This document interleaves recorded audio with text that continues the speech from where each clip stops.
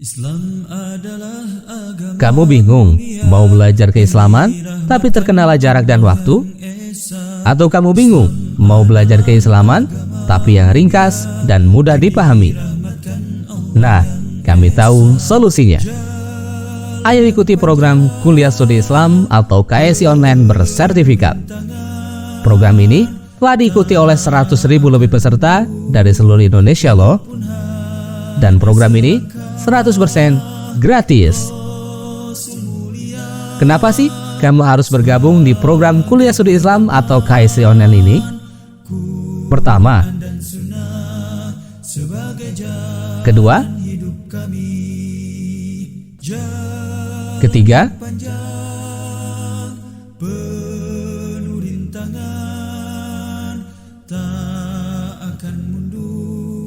walaupun hanya selangkah.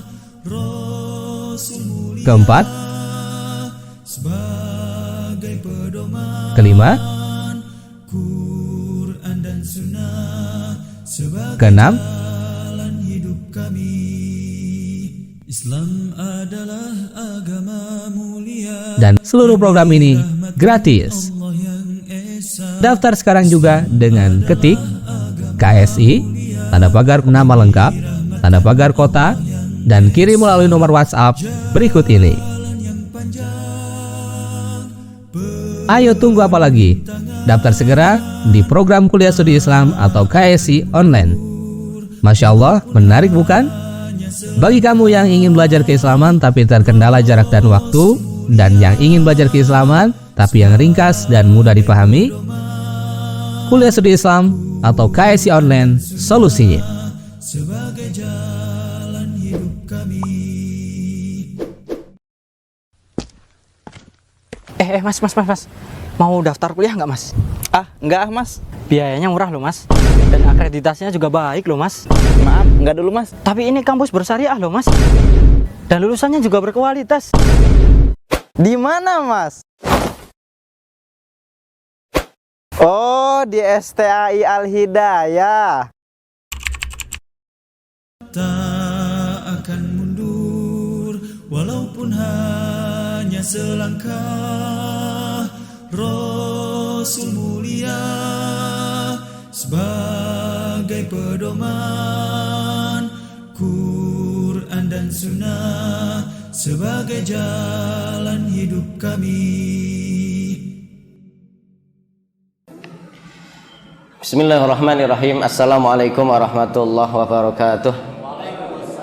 Innal hamdalillah nahmaduhu wa nasta'inuhu wa nastaghfiruh wa na'udzu billahi min syururi anfusina wa min sayyiati a'malina. May yahdihillahu fala mudhillalah wa may yudlil fala hadiyalah. Asyhadu an la ilaha illallah wahdahu la syarikalah wa asyhadu anna Muhammadan abduhu wa rasuluh. A'udzu billahi minasyaitonir rajim. Bismillahirrahmanirrahim. Ya ayyuhalladzina amanu taqullaha haqqa tuqatih wa la tamutunna illa wa antum muslimun. Amma ba'd. Fa inna asdaqal hadits kitabullah wa khairal hadyi hadyu Muhammadin sallallahu alaihi wasallam wa syarrul umuri muhdatsatuha wa kullu muhdatsatin bid'ah wa kullu bid'atin dhalalah wa kullu dhalalatin finnar. Iwa fillah, jamaah kaum muslimin yang dirahmati Allah Subhanahu wa taala, alhamdulillah pada kesempatan kali ini Allah Subhanahu wa taala mempertemukan kita dan kita akan membahas satu bahasan, yaitu air dan bejana, air dan wadahnya. Beberapa poin tentang pembahasan air. Ya, yang pertama, air adalah salah satu media untuk bersuci. Bahkan air merupakan media paling utama sebagai media bersuci. Karena media bersuci itu setidaknya ada 4 ya, ada air, ada batu dan yang semisalnya, kemudian ada debu dan ada yang disebut dengan dibal atau proses menyamak kulit. Allah Subhanahu wa taala berfirman tentang air, wa yunazzilu 'alaikum minas sama'i ma'an liyutahhirakum bihi. Dan Allah Subhanahu wa taala telah menurunkan untuk kalian, atas kalian dari langit air. Salah satu fungsi terbesarnya yaitu liyutahhirakum bihi, agar kalian bisa bersuci dengannya. Kita tahu banyak sekali ibadah di dalam Islam ini yang memiliki syarat bersuci terlebih dahulu. Salat yang merupakan rukun Islam yang paling utama setelah 2 kalimat syahadat, kita diwajibkan untuk bersuci di dalam melaksanakannya. Tilawah Al-Quran yang merupakan ibadah yang sangat agung, kita disyaratkan untuk bersuci, atau minimal untuk menjaga adab kita di dalam membaca Al-Quran, kita diperintahkan untuk bersuci. Tapi untuk memegang mushaf tentunya kita diwajibkan untuk bersuci. Bahkan seseorang yang masuk Islam kemudian dia telah mengucapkan 2 kalimat syahadat, ini pun diperintahkan untuk bersuci, yaitu mandi, meninggalkan kekafiran menuju keislaman. Belum lagi ibadah-ibadah yang lain seperti tawaf dan semisal, ini erat kaitannya dengan disyaratkan untuk bersuci. Maka pembahasan air cukup urgent di agama kita. Belum lagi salah satu syarat di dalam beribadah, salah satunya sholat, kita harus menggunakan baju dan pakaian yang suci, dan itu harus dicuci dengan benda yang suci, yang mensucikan, yaitu salah satunya atau media utamanya air. Kemudian yang kedua, air yang boleh digunakan untuk bersuci ada 7. Apa saja itu? Pertama, air hujan.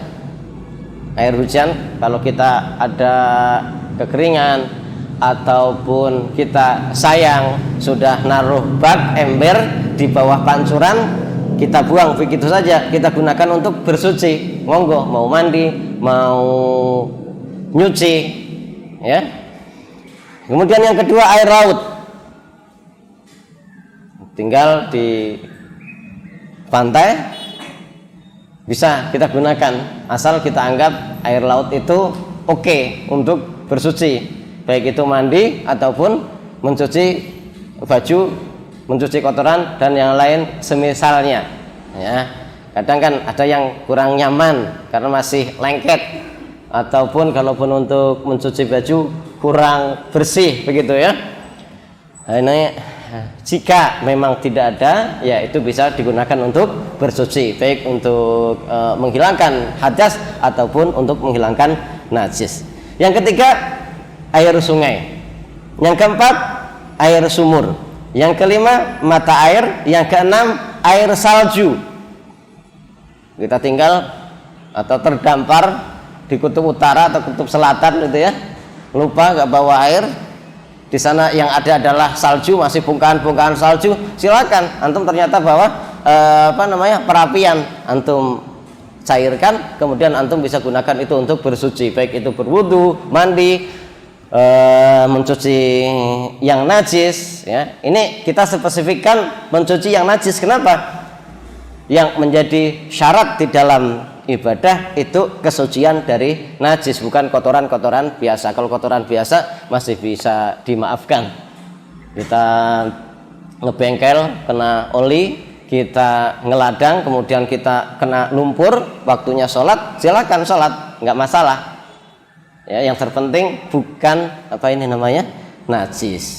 Walaupun tentunya salah satu adab ketika kita hendak melaksanakan sholat, apabila masih ada pilihan mendapatkan baju yang lebih suci, lebih bersih, ya kita ambil yang terbaik. Khudzu zinatakum inda kulli masjid. Ambil, pakai baju yang terbaik, pakaian yang terbaik yang kita punya untuk menghadap Allah Subhanahu wa taala. Yang ketujuh adalah air embun. Ini mungkin kita agak asing, ya, karena kita Masya Allah, Alhamdulillah hidup di sebuah negeri, di daerah yang air melimpah. Nggak ada itu kita ngejar-ngejar air embun, tapi boleh jadi di sebagian tempat di sana susah air, kecuali mengandalkan salah satunya embun.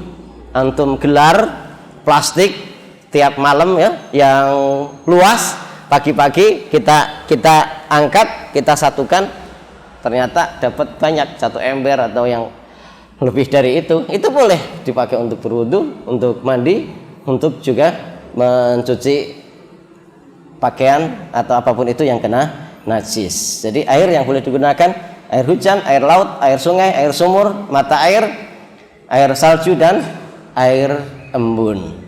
Air PDAM atau PAM Pak Ustadz, itu pasti sudah masuk di antara 1 sampai 7 ini. Mungkin dari air hujan, mungkin dari air laut yang disuling, mungkin dari mata air ya atau air sungai dan yang semisal.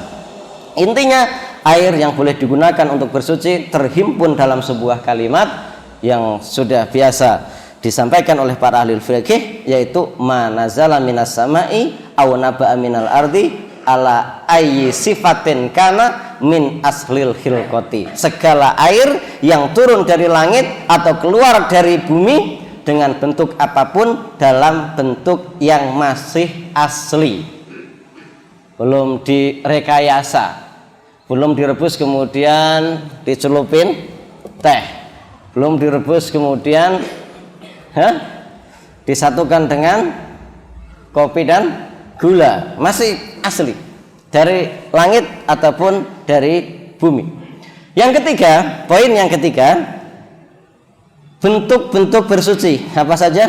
Berwudu, kemudian 2 mandi, yang ketiga tayamum, yang keempat izalatun najasah, menghilangkan najis. Sebagai contoh apa? Bersuci setelah BAB dan BAK itu namanya izalatun najasah. Bentuknya enggak wudu, enggak mandi, juga bukan tayamum, tapi kita hilangkan. Termasuk izalatun najasah ya ketika kita mencuci baju kita, pakaian kita, atau tempat lantai kita dan yang semisal dari najis, itu namanya izalatun najasah. Itulah bentuk-bentuk bersuci. Dan satu lagi ya tadi kita sudah sebutkan, yaitu dibau, proses menyamak kulit binatang. Kulit binatang atau bangkai itu, bangkai ini kan najis, tapi kulitnya bisa disamak, kemudian kulit tersebut bisa menjadi suci. Kita punya peternakan, lagi banyak wabah, salah satunya PMK, contohnya mati, dagingnya sudah gak bisa diapa-apain, begitu kan? Tapi setidaknya masih bisa deh kulitnya mati-mati juga. Kemudian kita seset, kita samak, kita pisahkan antara apa ini namanya, kulitnya, kulit yang benar-benar kulit, dengan baik sisa-sisa lemak dan sisa-sisa daging yang menempel. Setelah bersih dari itu akan menjadi suci. Ya. Baik. Sekarang yang keempat adalah macam-macam air. Yang pertama, tahirun mutahhirun ghairu makruhin, yang disebut dengan wahwa al-ma'u al-mutlaqu, air yang suci dan mensucikan. Dia pun merupakan air suci, mensucikan, yang tidak dimakruhkan penggunaannya. Dia disebut dengan air mutlak. Apa itu air mutlak? Yaitu air yang belum memiliki embel-embel apapun kecuali asal air tersebut. Air hujan, ya air hujan, air sungai, air laut, air dari mata air, ya salju, belum memiliki embel-embel apapun, belum menjadi air air mawar, ya, air teh, air kopi, air apa lagi yang sudah berubah. Yang kedua, tahirun mutahhirun makruhun, dia suci, dia juga mensucikan, tapi makruh untuk memakainya. Apa itu? Ma'un musyammasun, yaitu air yang dipanaskan selain dengan wadah emas dan perak. Wallahu a'lam untuk masalah hikmahnya, ya, salah satunya adalah selain emas dan perak ini kalau dipanaskan dia akan mengeluarkan semacam ron, ya, apa sih namanya, ada zat yang dikhawatirkan zat tersebut tercampur dengan air ketika kita gunakan nanti akan berbahaya terhadap kulit kita, atau kalau bahasa kitanya biasanya yang membahayakan kosmetik itu apa? Mengandung merkuri, begitu kan? Wadah selain wadah emas dan perak digunakan untuk memanaskan air, ya. Musammas, tapi bukan yang antum apa ini? Antum godok, bukan. Tapi ini yang dijemur di bawah terik matahari. Ini jadi bedakan nanti bagaimana panci kita yang terbuat dari apa? Tembaga ataupun kuningan atau yang semisal teflon, ya. Bukan itu yang kita maksud, tapi dipanaskan di bawah terik matahari. Bahkan kita juga dimakruhkan dengan makruh yang sangat. Kalau dalam bahasa fikihnya disebutnya makruh tanzih. Menggunakan air yang panas. Bukan suam-suam kuku lagi nih, tapi panasnya itu menyengat. Oke lah, nggak mendidih tapi menyengat. Kenapa dimakruhkan? Pertama, membahayakan, kulit kita bisa melepuh. Yang kedua, akan mengurangi kesempurnaan bersuci kita. Yang namanya kepanasan, orang mandi pasti juga nggak akan bisa sempurna, nggak setenang kalau air itu sedang lah, paling banter suam-suam kuku, begitu ya. Wudu disunahkan kan kita melakukan mubalaghah, baik mubalaghah fil istinsyak. Kalau panas kan kita watatiyah. Kemudian kita laksanakan setiap kali basuhan 3 kali. Kalau kepanasan boleh jadi sekali sudah. Udah kita merasa sudah cukup. Pun demikian yang dingin teramat sangat itu juga penggunaannya adalah makruh, ya, makruh. Karena tadi yang pertama bisa jadi membahayakan, yang kedua bisa mengurangi kesempurnaan kita di dalam melaksanakan ibadah kepada Allah Subhanahu wa taala berupa bersuci. Yang seharusnya kita melakukan mubalaghah di dalam mandi, di dalam wudu, kita jadi mengambil yang minimal saja gara-gara kepanasan atau kedinginan. Yang ketiga yaitu air mustakmal. Air mustakmal yaitu air yang telah digunakan untuk menghilangkan hadas seperti wudu dan mandi. Air ini dihukumi suci, mensucikan sebagaimana air mutlak yang pertama. Ya, kalau air mutlak kan air yang memang air asal dari sononya. Yang 7 tadi kita sudah sebutkan, ada air hujan, ada air laut, ada air sumur, ada air sungai, ada mata air, ada salju, ada apa tadi? Embun. Ya. Ini suci dan mensucikan secara mutlak tanpa ada catatan. Tapi untuk mustakmal ini pun masih disamakan dengan air mutlak dalam hal bisa digunakan bersuci, terlepas dengan adanya polemik perbedaan pendapat ulama yang ada yang mengatakan air mustakmal tidak lagi mensucikan. Tapi dalam hal ini kita pandang yang lebih tepat adalah air mustakmal tetap suci dan mensucikan. Gambaran air mustakmal itu kayak kalau kita wudu dimanapun itu, kemudian di bawahnya ada bak, ya, kemudian air bekas wudu kita itu ngocor ke sana, terkumpul, nah, itu air mustakmal. Baik itu sengaja kita kumpulkan karena memang sayang, kebetulan daerah kita sulit air, ataupun secara tidak sengaja karena bak mandi kita berdekatan dengan keran, ataupun tanpa keran kita biasa wudu di dekat dengan apa ini namanya bak tersebut, itu namanya mustakmal. Atau kita mandinya model apa ya, model buaya.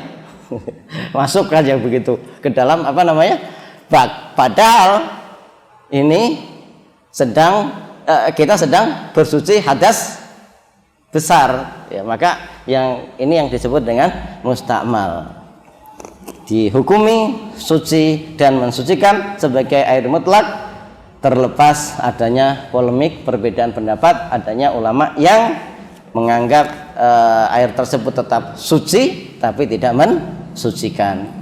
Mana dalilnya? Jika air mustakmal masih suci dan mensucikan, Iktasala ba'du azwajin Nabi sallallahu alaihi wasallam fi jafnatin. Sebagian istri-istri Rasulullah sallallahu alaihi wasallam mandi di dalam satu bak. Mandi airnya yang ada di dalam bak maksudnya, ya. Fa'arada Rasulullah sallallahu alaihi wasallam ayatawadda'a minhu. Kemudian Rasulullah sallallahu alaihi wasallam hendak berwudu dari air tersebut. Faqalat, maka kemudian ba'du azwajin Nabi, ya, istri Rasulullah SAW menyampaikan kepada Rasulullah, ya Rasulullah, ini kuntu junuban, saya ini sedang junub dan saya telah menggunakan air tersebut. Faqala, maka Rasulullah menjawab bersabda, innal ma'a la yujnib, sesungguhnya air tidak menjadi junub karena digunakan untuk mandi junub. Ini artinya air mustakmal tetap suci dan mensucikan. Tadi ya catatannya, terlepas adanya polemik atau perbedaan pendapat mengenai air ini. Yang keempat dari jenis air yaitu air yang kecampuran benda suci. Di sini diterangkan bila air telah berubah rasanya, warnanya atau aromanya dengan perubahan yang banyak karena tercampur dengan benda suci yang mana air tidak bisa bersinggungan dengannya, seperti minyak safaron, potas, yang suka nyari apa namanya ikan dengan racun itu, ya, batu kapur, kalau batu kapur itu gamping, tahu nggak, yang dipakai ngecat itu, ya, atau campuran semen dan pasir itu. Kalau kapur, yang dimaksud kapur ini adalah kapur barus yang biasa untuk nyiram akhir dari mandi jenazah atau celak, maka air tersebut tidak boleh dipakai untuk bersuci, sudah berubah menjadi air tohir, suci untuk dirinya tapi ghairu mutahhir, yang tidak bisa digunakan untuk bersuci.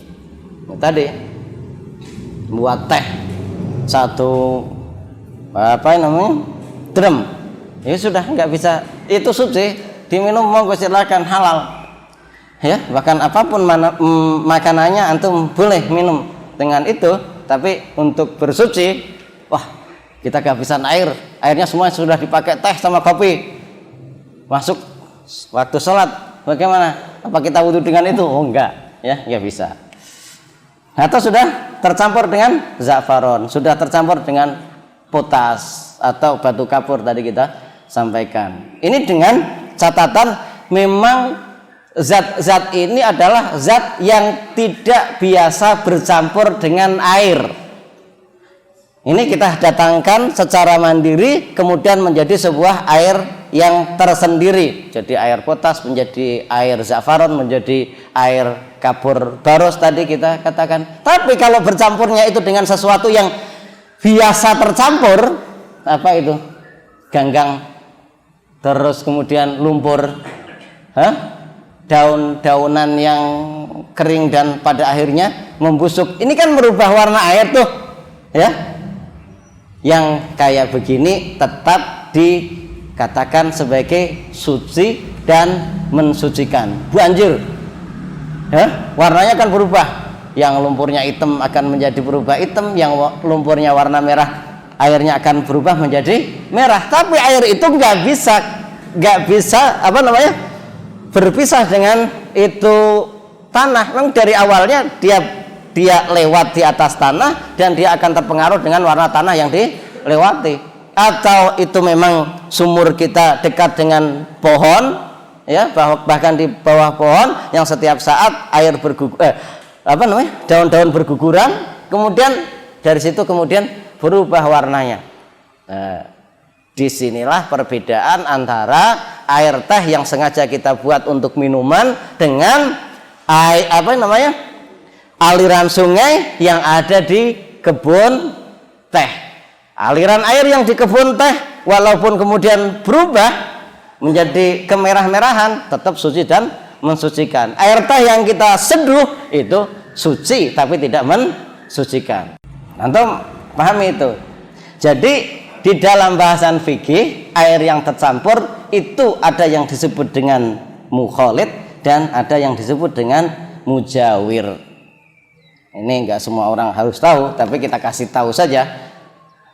Mukhalid artinya larut dalam air, tidak bisa dipisah, dan mujawir artinya tidak larut dalam air, bisa dipisah. Kayak tadi kapur sama air ini sebenarnya mereka bukan bukan tetangga, tapi kita bisa menghadirkan mereka untuk menjadikan satu. Tapi kalau dengan daun, dengan tanah, dengan apalagi ganggang, kalau kita pernah hidup di kampung-kampung, ini kalau sudah musim Agustus, September, Oktober, di mana musim sangat panas, air menggenang, ya, itu lama-lama air akan berubah menjadi hijau.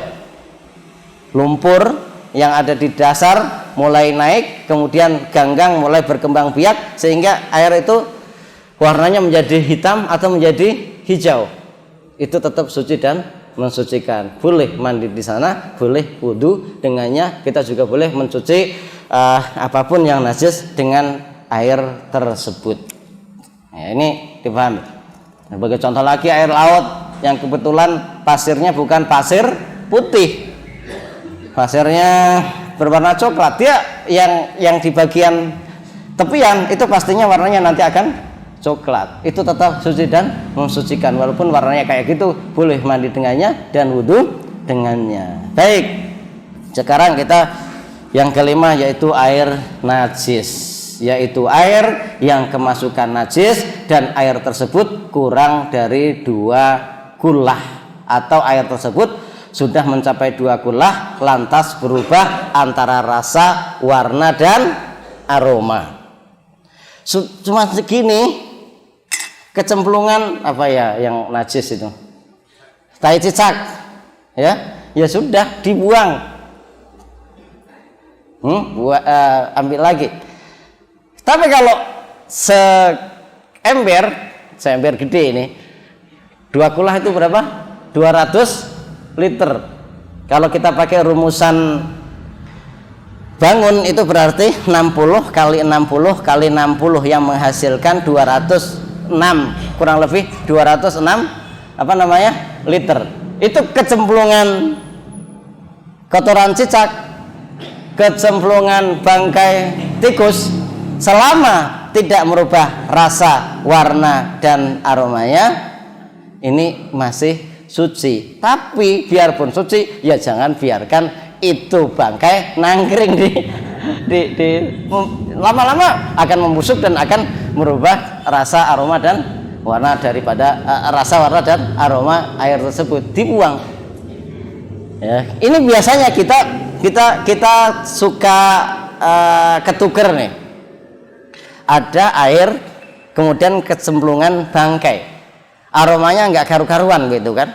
Ini harus kita bedakan, itu aroma dari luar air apa itu aroma air.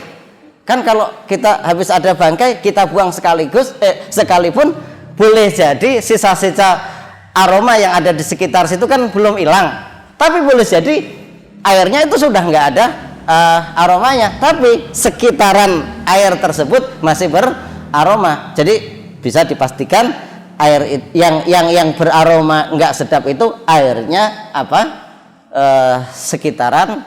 Ternyata bangkainya memang masih dibuangnya di dekat sumur kita, ya pastinya aromanya masih tercium di dekat air tersebut. Ini kita harus cek, ya. Tapi kalau memang ternyata berubah warna, rasa, dan aromanya, ya berarti najis. Gimana ini cara mensucikannya? Kalau dalam hal ini maka yaitu diperbanyak air tersebut ya, biarpun sudah 2 kolah sekalipun diperbanyak sampai rasanya, aromanya ataupun apa tadi? Warna, rasa dan baunya itu sudah hilang. Cicip. Masih apa ini namanya? Pahit. Ini akibat bangkai apa? Saking gedenya bangkainya, ya berarti masih walaupun sudah enggak ada warna ataupun aroma, atau aroma ternyata masih walaupun rasa dan warnanya sudah oke. Kita guyur air, ditambahkan sampai hilang. Baik. Ini untuk itu salah satu hal yang perlu kita catat, khususnya yang setiap hari bersinggungan dengan kita adalah mencuci pakaian di mesin cuci, begitu ya. Maksudnya ibu-ibu ini dan bapaknya sesekali kan bantu ya, ataupun kita juga harus mengedukasi istri-istri kita. Ketika kita memiliki pakaian banyak, harus dipisahkan antara yang najis dan yang enggak najis, yang hanya kotor biasa. Yang najis sebelum dimasukkan ke mesin cuci sudah harus dibilas ya, dibilas terlebih dahulu. Apalagi kalau memang najisnya itu memiliki ainun najasah, ada wujud dari najis tersebut. Kalau kotoran anak kecil itu kan ada ainun najasahnya, ya kan? Kotoran BAB maksudnya. Nah itu ya harus dibuang terlebih dahulu. Jangan biak-biuk semuanya dimasukin ke mesin cuci. Nanti yang lain bisa terkontaminasi, akhirnya najis semua gitu. Kecuali kalau memang najis tersebut tidak memiliki wujud. Contoh adalah air kencing. Ya, itu pun yang banyak air putih itu insya Allah nggak berwujud, nggak berwarna ya.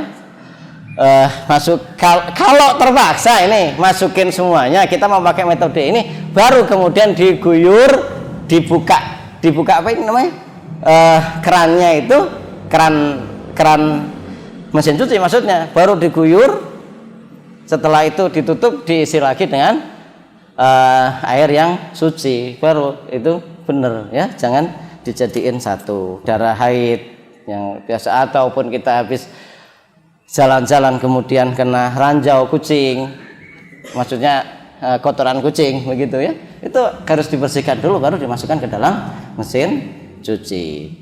Nih, kecuali kalau memang air itu banyak, tapi model mesin cuci apa yang isinya sampai 200 liter ini kan jarang begitu ya, kecuali mesin laundry yang besar gitu. Baik, itu tentang air. Yang terakhir yaitu tentang bejana, wadah air, gelas, piring, mangkok, apalagi bak, ember dan yang semisalnya. Di antara hukum-hukum yang berkait dengan bejana, mangkok, piring, cangkir dan lainnya yang patut diketahui adalah: pertama, segala sesuatu itu hukumnya mubah. Bejana atau wadah jenis apapun asalnya mubah dan suci. Kaidah mengatakan al-aslu fil asya'i kulluha at-thaharatu wal ibahatu. Termasuk secara asal segala sesuatu itu suci dan diperbolehkan, termasuk masalah wadah air, wadah minuman, wadah makanan dan wadah-wadah yang lainnya. Secara asal boleh pakai apapun itu, pakai rotan, pakai drum, pakai plastik, pakai logam, itu boleh, kecuali yang diharamkan oleh syariat. Yang kedua, diharamkan menggunakan bejana yang terbuat dari emas dan perak untuk tempat makan dan minum, baik untuk laki-laki maupun perempuan. Jangan karena kita punya duit kemudian kita piringnya, baknya, gelasnya terbuat dari emas ataupun perak, itu diharamkan. Kemudian perbedaan antara emas dan perak di dalam wadah makan atau minum dengan emas dan perak yang dipakai. Kalau makan dan minum atau wadah apapun itu, makanan, air dan yang semisal, diharamkan untuk laki-laki dan perempuan sekaligus. Beda dengan perhiasan. Kalau perhiasan, maka laki-laki diharamkan menggunakan cincin emas, tapi boleh memakai cincin perak. Sedangkan perempuan boleh kedua-duanya. Perempuan boleh menggunakan kalung emas dan perak, tapi laki-laki tidak boleh kedua-duanya. Bukan masalah peraknya, tapi tasyabuh dengan perempuannya. Kalau nggak tasyabuh dengan perempuan, tasyabuh dengan binatang. Kalau nggak manusia yang pakai kalung, biasanya kan yang pakai kalung itu, ya itu jadi dilarang. Bukan masalah emas dan peraknya kalau masalah kalung, tapi kalau cincin boleh laki-laki menggunakan cincin selain cincin dari emas.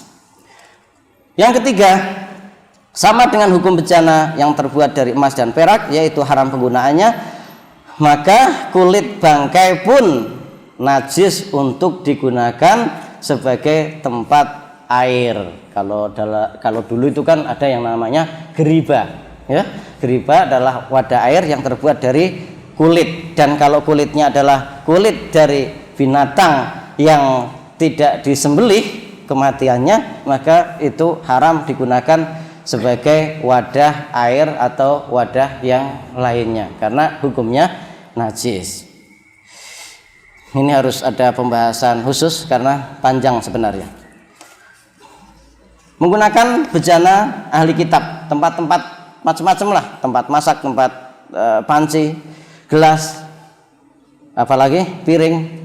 Tidak boleh menggunakan wadah orang kafir kecuali jika memenuhi dua syarat. Yang pertama, tidak ada wadah yang lain. Yang kedua, dibersihkan atau dicuci terlebih dahulu. Kenapa ini dilakukan? Dalam rangka kehati-hatian. Biasanya orang-orang ahli kitab ini kurang berhati-hati di dalam masalah najis. Jadi kita harus berhati-hati, khususnya mereka yang doyan B2 ataupun AJG, anjing maksudnya, itu kan harus berhati-hati, jangan sampai bekas itu kemudian kita pakai. Yang terakhir, menggunakan bejana orang musyrik, yaitu dibolehkan menggunakan wadah orang musyrik selama tidak yakin ada najis. Orang musyrik juga banyak agamanya ya, macam-macam, tapi kita juga harus melihat keseharian mereka, makannya apa ataupun kebiasaannya, bagaimana cara mereka menggunakan wadah tersebut. Oke, mereka nggak doyan B2 ataupun AJG, tapi mereka biasa makan bangkai ayam, yang namanya ayam geprek juga, malah hidup-hidup digeprek begitu aja. Itu kan najis ya kan? Karena bangkai ataupun apapun itu yang tadinya halal, karena digeprek, cara mematikannya ya jadinya menjadi bangkai, dan ketika menggunakan wadah menjadi najis dan kita tidak bisa menggunakan wadah tersebut. Ini mungkin secara singkat. Nanti insya Allah dalam pembahasan lain kita akan bahas secara khusus tentang masalah bencana agar kita bisa membahasnya lebih rinci. Ini ekstra saja, mudah-mudahan bisa membuka wawasan kita dan merangsang kepada kita untuk membuka materi-materi yang lebih rinci. Wassallallahu ala nabiyina Muhammadin wa ala ali Muhammad. Subhanaka Allahumma bihamdika asyhadu an la ilaha illa anta astaghfiruka wa atubu ilaik. Assalamualaikum warahmatullahi wabarakatuh. Tak akan mundur walaupun hanya selangkah. Rasul mulia sebagai pedoman, Quran dan Sunnah sebagai jalan hidup kami.